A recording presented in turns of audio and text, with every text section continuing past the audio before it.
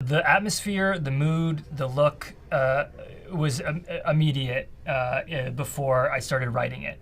But it took some time. So basically, year 3 of The Witch not getting financed, my brother and I started kicking this idea around. Then The Witch happened 2 years later.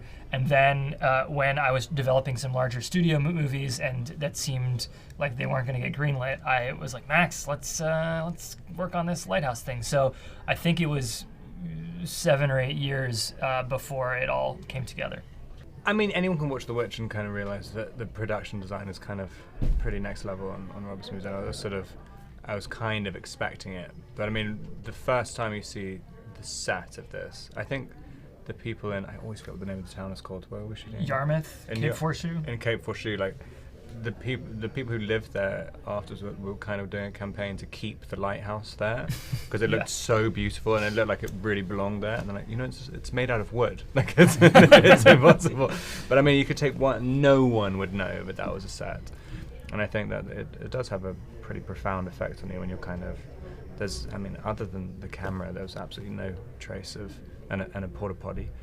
That's like the only thing differentiating it from reality.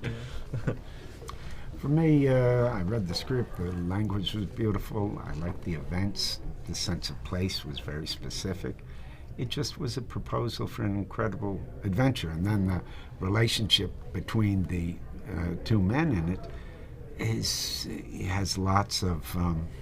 I have lots of interest in that because it expresses kind of elemental things about relationships and ways of being and how you live your life and belief. And you're not wearing that on your sleeve. That's not what's happening. But for me, there was a lot to think about and a lot to act upon in the screenplay.